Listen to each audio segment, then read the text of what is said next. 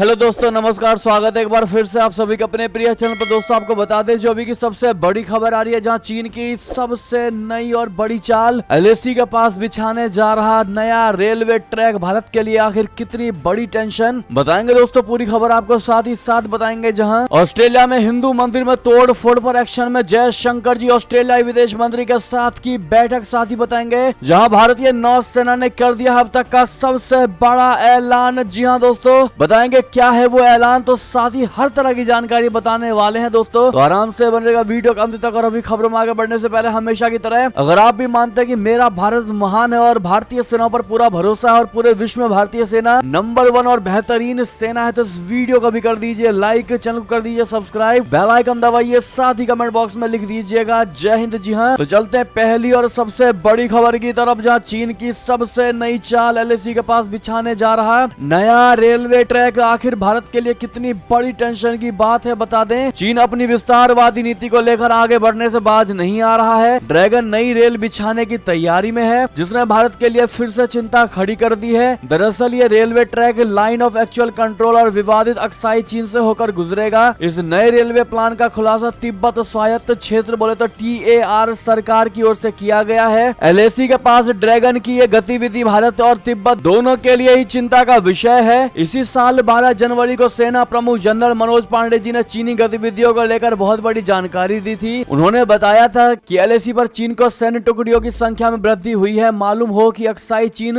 38,000 square kilometre तक फैला हुआ है, जिस पर 1950 के दशक में चीन ने गैर कानूनी तौर पर कब्जा जमा लिया है। साथ ही ड्रैगन ने 1962 के भारत चीन युद्ध के दौरान इस क्षेत्र पर अपनी सैन्य पकड़ मजबूत कर ली और ये इलाका अभी भी दोनों देशों के बीच विवाद का विषय बना हुआ है। और ऐसे में दोस्तों रेलवे टेक्नोलॉजी के मुताबिक तिब्बत का medium to long term plan 2025 तक TAR रेल नेटवर्क को मौजूदा 1400 किलोमीटर से बढ़ाकर 4000 किलोमीटर करने में मदद करेगा। ऐसे में भारत के लिए संकट की और टेंशन की खबर हो सकती है। लेकिन दोस्तों आपकी जानकारी के लिए आपको बता दें कि सीमा के पास भारत की भी तैयारियां बहुत तेजी से आगे बढ़ रही हैं। भारत की ओर से भी एलएसी के पास के इलाकों में निर्माण गतिविधियां तेज हो चुकी हैं। विदेश मंत्री जयशंकर जी ने हाल ही में कहा है कि भारत ने सामरिक कारणों से चीन से लगती उत्तरी सीमाओं पर बुनियादी ढांचे के तेजी से विकास पर ध्यान केंद्रित किया है। जयशंकर जी ने बताया है कि लद्दाख क्षेत्र में 135 किलोमीटर तक फैली रणनीतिक रूप से महत्वपूर्ण चुशूल डुंगती फुकचे डेमचौक सड़क पर काम पिछले महीने शुरू हुआ था। वैसे में दोस्तों चीन का ये नया रेलवे प्रोजेक्ट भारत के लिए संकट की बात तो है, लेकिन भारत भी अब इन चीजों में पीछे नहीं हटता दिखाई दे रहा है दोस्तों। और हटे भी क्यों, आखिर भारत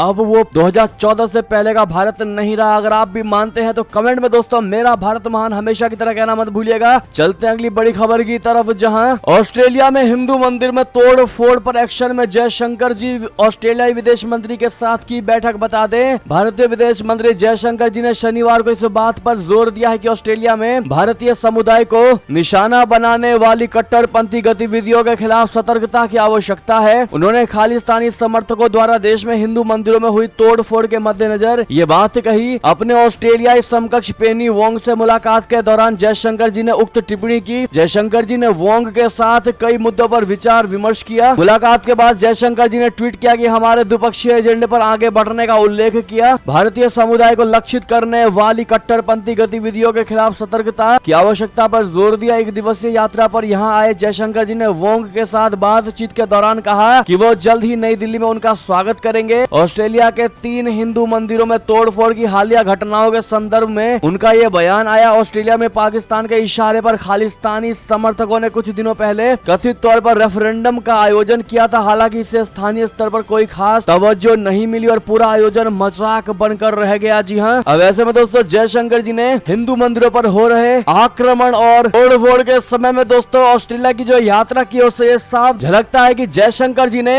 ऑस्ट्रेलिया की सरकार को दोस्तों इस पर एक्शन लेने के लिए दबाव तो जरूर डाला होगा। दोस्तों अब ये देखना बाकी है कि ऑस्ट्रेलिया की सरकार इस पर एक्शन लेती है या नहीं। बहरहाल आपको क्या लगता है दोस्तों बताइएगा जरूर, लेकिन वीडियो को शेयर करना मत भूलिएगा। चलते हैं और बड़ी खबर की तरफ, जहां भारतीय नौसेना का सबसे बड़ा ऐलान, INS विक्रांत और विक्रमादित्य पर तैनात होंगे made in India fire fighting बाट। जी हाँ दोस्तों, रक्षा क्षेत्र में मेक इन इंडिया के लिए एक बड़ी सफलता में भारतीय नौसेना जल्द ही विमान वाहक पोत INS विक्रांत और INS विक्रमादित्य सहित अपने सबसे बड़े युद्ध पोतों पर स्वदेशी अग्निशमन बोट तैनात करने जा रही है। समाचार एजेंसी ANI से बात करते हुए नौसेना के उप प्रमुख SN घोरमडे ने मेक इन इंडिया परियोजना के तहत समुद्री बल में की गई पहल के बारे में चर्चा की और कहा कि मुझे विश्वास था कि नौसेना स्वदेशी परियोजनाओं पर प्रधानमंत्री से किए गए वादे को पूरा करने में सक्षम होगी। नौसेना उप प्रमुख घोरमाड़े ने एरो इंडिया शो में 2023 के मौके पर कहा है कि एक अग्निशमन बोट सहित 2 अनुबंध पहले ही हो चुके हैं, जिसका उपयोग INS विक्रांत और INS विक्रमादित्य विमान वाहक में किया गया है। जी हाँ, उन्होंने कहा है कि भारतीय नौसेना ब्लू ग्रीन लेजर जैसी गेम चेंजिंग तकनीकों को शामिल करने पर भी काम कर रही है, जो बल को पानी के नीचे के जहाजों और वस्तुओं का पता लगाने में मदद कर सकती है। उन्होंने कहा है कि स्वदेशी रक्षा प्रौद्योगिकियों को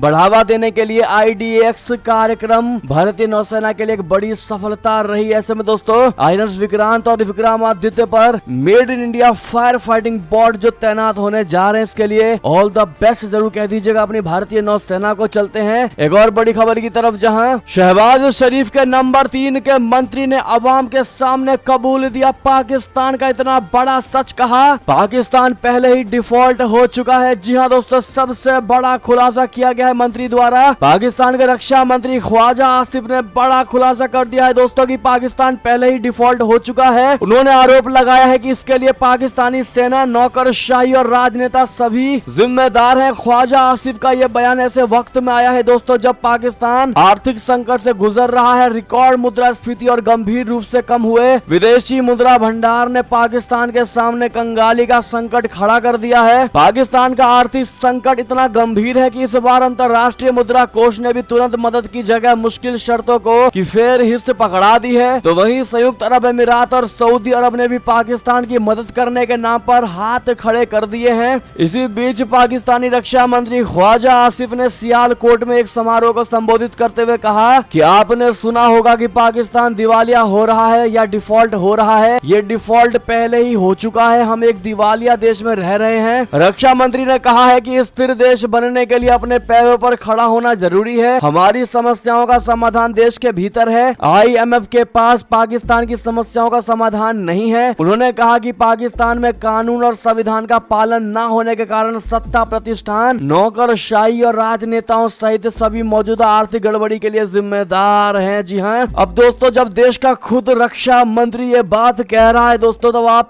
समझ पा रहे होंगे कि पाकिस्तान की क्या स्थिति होगी। आपको क्या लगता है दोस्तों? क्योंकि भारत तो हमेशा से पहचानता आया है पाकिस्तान को अच्छी तरीके से। बहरहाल आपकी राय तो बनती है। चलते हैं दोस्तों और खबर की तरफ, लेकिन वीडियो को लाइक करना मत भूलेगा। साथ ही साथ आपको बता दें, जहां पाकिस्तान से ही जुड़ी खबर आ रही है कि भारत बनेगा पाकिस्तान की डूबती इकोनॉमी का सहारा। पाकिस्तानी अर्थशास्त्री ने शहबाज सरकार को दे दी ये सलाह। बता दें, पाकिस्तान के आर्थिक संकट में भारत उसकी नैया को डूबने से बचाने में मददगार साबित हो सकता है। ये दोस्तों पाकिस्तानी राजनीतिक अर्थशास्त्री परवेज ताहिर ने शहबाज सरकार को देश को दिवालिया होने से बचाने के लिए भारत के साथ व्यापार फिर शुरू करने की सलाह दे डाली है। पाकिस्तान के मानवाधिकार आयोग द्वारा आयोजित तीसरे अस्मा जहांगीर मेमोरियल लेक्चर के प्रतिभागियों को संबोधित करते हुए उन्होंने संघीय मंत्रिमंडल के आकार में कटौती के साथ साथ रक्षा बजट को कम करने की भी बात कही है और भारत के साथ रिश्ते कायम करने की बात कही है दोस्तों। और क्लियर कहा है शहबाज की सरकार को कि भारत ही एकमात्र ऐसा देश है जो पाकिस्तान को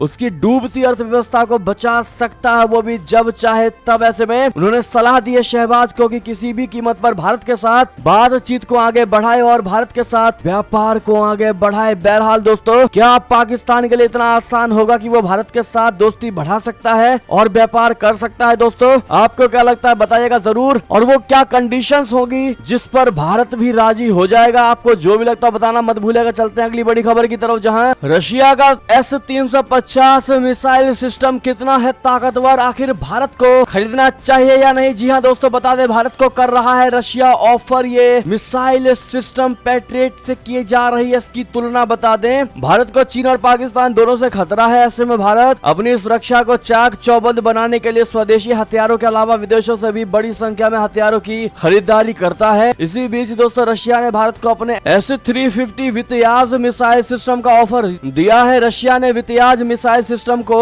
अमेरिकी पैट्रियट मिसाइल सिस्टम से बेहतर बताया है। रशिया का दावा है कि S-350 कम ऊंचाई पर उड़ रहे लक्ष्य को आसानी से मार गिरा सकता है, जबकि पैट्रियट ऐसा नहीं कर सकता। रशिया ने S-350 350 मिसाइल सिस्टम को येलहंका वायुसेना अड्डे पर आयोजित एरो इंडिया 2023 अंतर्राष्ट्रीय एयर शो में भी प्रदर्शित किया है। मॉस्को में स्थित एक रूसी think tank military political analysis bureau के निदेशक अलेक्जेंडर माइकलोव ने दावा किया है कि रशिया का अत्याधुनिक S-350 मिसाइल सिस्टम अमेरिका के पैट्रियट मिसाइल सिस्टम से काफी बेहतर है। उन्होंने कहा कि S-350 पैट्रियट मिसाइल की तुलना में बहुत अधिक सटीक है और सस्ती भी होगी। उन्होंने कहा कि अमेरिकी उपकरण हमेशा अधिक कीमत वाले होते हैं। व्हाइट टाज अपनी ही तरह के अमेरिकी पैट्रियट सिस्टम की तुलना में काफी सस्ता होगा। चलते हैं दोस्तों एक और बड़ी खबर की तरफ, लेकिन क्या भारत को रशिया से ये ऑफर स्वीकार करना चाहिए? दोस्तों क्या कहते हैं आप लोग बताइएगा जरूर। बात करें एक और खबर की, ब्रिटेन को धूल में मिलाने वाले बात को लेकर रशिया को ललकारा है ऋषि सुनक जी ने।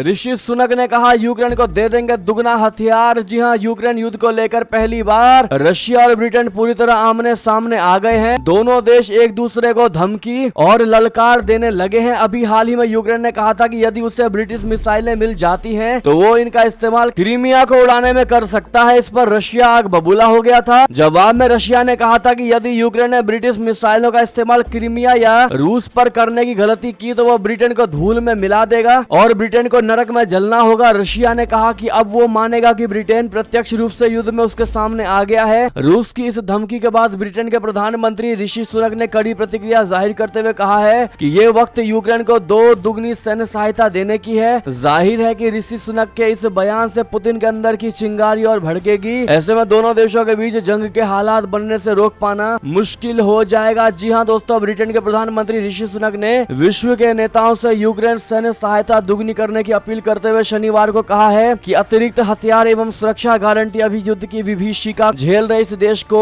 और भविष्य में शेष यूरोप को रूसी आक्रमण से बचाने के लिए जरूरी है। चलते हैं दोस्तों अगली बड़ी खबर की तरफ, जहां पाकिस्तान का तुर्की को हमदर्दी दिखाने का दांव पड़ा भारी। पोल खुलने पर दुनिया भर में हो रही घोर बेइज्जती। जी हाँ दोस्तों, पाकिस्तान का तुर्की को हमदर्दी दिखाने का दांव उस पर ही भारी पड़ रहा है। तुर्की को मदद भेजने के नाम पर पाकिस्तान की घटिया करतूत सामने आई है, जिससे उसकी वैश्विक मंच पर जमकर बेइज्जती हो रही है। पाकिस्तान के एक पत्रकार ने दावा किया है कि इस्लामाबाद ने भूकंप पीड़ित तुर्की को जो सहायता भेजी है वो वास्तव में पिछले साल विनाशकारी बाढ़ के दौरान तुर्की ने पाकिस्तान को भेजी थी। यानी कि तुर्की की सामग्री पाकिस्तान ने देश में पीड़ितों को ना बांटकर संभाले रखी और अब 1 साल बाद अपना नंबर बनाने के लिए तुर्की को ही भेज दी। पाकिस्तान ने तुर्की के भूकंप प्रभावित क्षेत्रों में राहत सामग्री, खोज और बचाव कर्मियों के साथ C-130 विमान भेजे हैं। पाकिस्तान स्थित पत्रकार शाहिद मसूद ने दावा किया है कि तुर्की को वही सहायता मिली जो उसने बाढ़ के दौरान इस्लामाबाद को भेजी थी। उसने पाकिस्तान स्थित GNN न्यूज चैनल पर विस्फोटक दावा किया। उन्होंने कहा कि पाकिस्तान ने उसी राहत सामग्री को दोबारा पैक किया और भूकंप सहायता के नाम पर तुर्की वापस भेज दिया। पाकिस्तान के लिए यह बड़ी शर्मिंदगी की बात है। प्रधानमंत्री शहबाज शरीफ तुर्की के भूकंप प्रभावित क्षेत्रों में राहत और बचाव कार्यों की व्यक्तिगत रूप से निगरानी कर रहे हैं। जी हाँ दोस्तों, अब ऐसे में एक तरफ पाकिस्तान अपना घर संभाल नहीं पा रहा और दूसरों की मदद के लिए आगे बढ़ रहा है। दरअसल तुर्की से गहरी दोस्ती के नाते शहबाज शरीफ ऐसा कर रहे हैं। पाकिस्तान की मजबूरी है कि इस संकट के दिनों में तुर्की हमेशा पाकिस्तान के साथ खड़ा रहा। कश्मीर मसले पर भी तुर्की ने भारत का विरोध कर पाकिस्तान का साथ दिया था। इसके अलावा नुपुर शर्मा कांड में भी तुर्की पाकिस्तान की भाषा बोला। दोस्तों अब ऐसे में पाकिस्तान ने तुर्की की मदद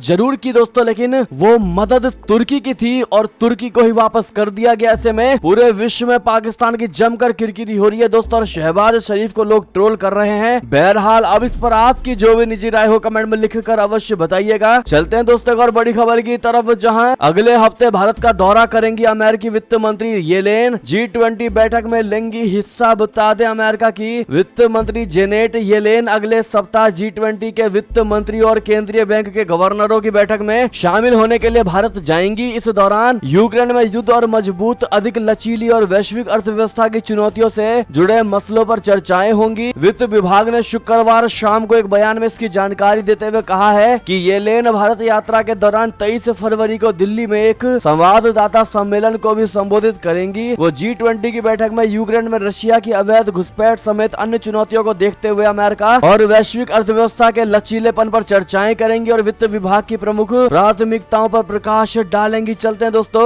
एक और खबर की तरफ, जहां जयशंकर जी ने अरबपति बिजनेसमैन सोरोस पर साधा जमकर निशाना। कहा यह बूढ़ा अमीर बेहद मनमौजी और खतरनाक है। जी हाँ, ऑस्ट्रेलिया में विदेश मंत्री मंत्री जयशंकर जी ने अरबपति उद्योगपति जॉर्ज सोरोस को भारतीय लोकतंत्र पर बयानबाजी करने पर करारा जवाब दिया है। जॉर्ज सोरोस ने हाल ही में गौतम अडानी से जुड़े विवादों पर कहा था कि इसने भारत में लोगों के विश्वास को हिला दिया है और इससे भारत में लोकतांत्रिक पुनरुद्धार के द्वार खुल सकते हैं। इस पर विदेश मंत्री ने जॉर्ज सोरोस पर निशाना साधते हुए कहा है कि वो एक बूढ़ा अमीर मनमौजी और खतरनाक शख्स है। विदेश मंत्री जयशंकर जी ने कहा है कि कुछ साल पहले उन्होंने वास्तव में हम पर लाखों मुसलमानों की नागरिकता छीनने की योजना बनाने का आरोप लगाया था, जो निश्चित रूप से नहीं हुआ। जयशंकर जी ने कहा कि ये एक हास्यास्पद बयान था, लेकिन ये समझना होगा कि इसका वास्तव में क्या मतलब है। जयशंकर जी ने आगे कहा कि मैं मानता हूं कि सोरोस न्यूयॉर्क में बैठे एक बूढ़े समृद्ध विचारों वाले आदमी हैं, जो अभी भी सोचते हैं कि उनके विचारों को निर्धारित करना चाहिए, डिटरमाइन करना चाहिए कि पूरी दुनिया कैसे काम करती है। उन्होंने कहा अब अगर मैं सिर्फ बूढ़े अमीर और मनमौजी विचारों पर ही रुक जाता तो मैं इसे दूर कर देता, लेकिन वो बूढ़ा अमीर मतलबी और खतरनाक है। उन्होंने कहा कि असल में ऐसे लोग जब किसी संसाधन में निवेश करते हैं तो उससे एक नैरेटिव तैयार होता है। साथ ही साथ दोस्तों एक और बड़ी खबर की और लेकर चले, जहां चले थे दुबई बनाने हो गए कंगाल। पाकिस्तान को माला माल कर सकता था ग्वादर पोर्ट, मगर कर गया ये इसको कंगाल। बता दें पाकिस्तान के दक्षिण पश्चिम में है ग्वादर, जो कि एक पोर्ट सिटी है। इस पर साल 2000 के दशक की शुरुआत में चीन की नजर पड़ी थी। साल 2013 में जब चीन के नए राष्ट्रपति शी जिनपिंग ने चीन पाकिस्तान इकोनॉमिक कॉरिडोर यानी CPEC प्रोजेक्ट को लॉन्च किया तो ग्वादर उसका अहम हिस्सा बन गया। CPEC belt and road initiative यानी BRI के तहत ये आता है। बलूचिस्तान में आने वाले ग्वादर की आबादी करीब 85,000 है। जो ग्वादर पाकिस्तान को माला माल कर सकता था, अब वही अपनी बेबसी पर रो रहा है। बता दें कि आज 3 साल के बाद ग्वादर के सपने वहीं के वहीं अटके हुए हैं। इस क्षेत्र में बड़े पैमाने पर प्रदर्शन हो रहे हैं। ग्वादर अरब सागर पर वो बंदरगाह है जहां पर काफी गहराई तक पानी और संसाधन मौजूद हैं। इसे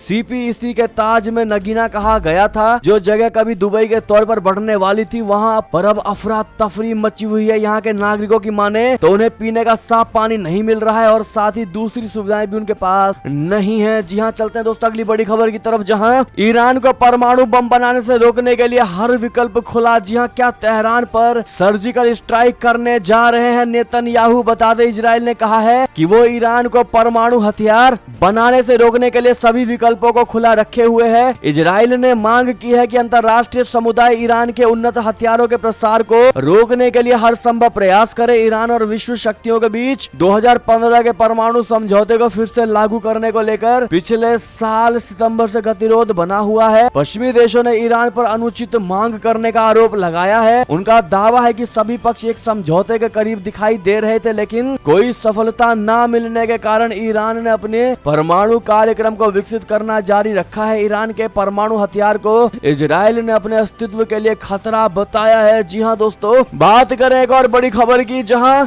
चाचा को हटाकर खुद पाकिस्तान की PM बनना चाहती है मरियम नवाज। शहबाज के खिलाफ ही खोल दिया मोर्चा। बता दें पाकिस्तान में कभी भी कोई प्रधानमंत्री अपना 5 साल का कार्यकाल पूरा नहीं कर पाया है। 2018 के चुनावों में धूमधाम से जीतकर आए इमरान खान पिछले साल सत्ता से हटा दिए गए। इमरान के बाद शहबाज शरीफ पाकिस्तान के प्रधानमंत्री बने। अब ये दोस्तों खबर है कि शहबाज शरीफ के भी बुरे दिन आने वाले हैं। कोई और नहीं बल्कि उनकी भतीजी और पूर्व पाकिस्तानी PM नवाज शरीफ की बेटी ने ही उनके खिलाफ मोर्चा खोल दिया है। दरअसल 2 दिन पहले शहबाज शरीफ सरकार ने अधिक टैक्स लगाने और पेट्रोल की कीमत में वृद्धि करने के लिए एक मिनी बजट पेश किया था। इस बजट के पेश होने के एक दिन बाद PMLN के पार्टी की मुख्य आयोजक मरियम नवाज ने खुद को न केवल अलोकप्रिय कदमों से बल्कि सरकार से भी अलग कर लिया। ज्ञात हो कि पाकिस्तान की गठबंधन सरकार का नेतृत्व PMLN कर रही है, जो मरियम के पिता नवाज शरीफ की बनाई गई पार्टी है। इस्लामाबाद में पार्टी कार्यकर्ताओं और नेताओं से बात करते हुए मरियम नवाज ने कहा कि 9 दलों की यह गठबंधन सरकार हमारी सरकार नहीं है, हमारी सरकार नवाज शरीफ की सरकार होगी। जी हाँ दोस्तों, अब ऐसे में एक चीज तो तय है कि अगर शहबाज की सरकार गिरती है दोस्तों और अगर मरियम नवाज प्रधानमंत्री बनती है तो इमरान खान के लिए और ज्यादा आसान हो जाएगा अगली बार प्रधानमंत्री बनना। आप क्या कहते हैं इस पर अपनी राय अवश्य दीजिएगा। चलते हैं एक और बड़ी खबर की तरफ, जहां भारत के लिए सबसे अच्छी और बेहतरीन खबर, जहां यूनाइटेड नेशन सामाजिक विकास आयोग के 62वें सत्र की अध्यक्ष चुनी गई है रुचिरा कंबोज। जी हां, संयुक्त राष्ट्र में भारत की स्थायी प्रतिनिधि रुचिरा कंबोज को संयुक्त राष्ट्र के सामाजिक विकास आयोग के 62वें सत्र का अध्यक्ष चुना गया है। कंबोज को इस सप्ताह न्यूयॉर्क में संयुक्त राष्ट्र मुख्यालय में संयुक्त राष्ट्र सामाजिक विकास आयोग के 62वें सत्र की पहली बैठक में अध्यक्ष चुना गया। इसके साथ ही नॉर्थ मैसेडोनिया से जॉन इवानोवस्की, डोमिनिक गणराज्य से कार्ला मारिया कार्लसन और लक्समबर्ग से थॉमस लेमर को 62वें सत्र का उपाध्यक्ष चुना गया। ऐसे में दोस्तों रुचिरा कंबोज जी को कांग्रेचुलेशन आप लोग कहना बिल्कुल मत भूलिएगा, ये भारत के लिए गर्व की बात है दोस्तों। साथ ही साथ एक और खबर आपको बता दें, जहां फिर एक बार महबूबा मुफ्ती ने खोला जुबान और कर डाली हमेशा की तरह बीजेपी पर हमला, केंद्र सरकार पर हमला। जी हां, और न्यायपालिका को भी लिया निशाने पर, कह दिया आखिर अब कहां जाए। दरअसल जम्मू कश्मीर की पूर्व मुख्यमंत्री और पीडीपी की नेता महबूबा मुफ्ती ने केंद्र की मोदी सरकार पर निशाना साधते हुए न्यायपालिका को भी कटघरे में खड़ा कर दिया। महबूबा मुफ्ती ने कहा है कि पहले जुल्म होता था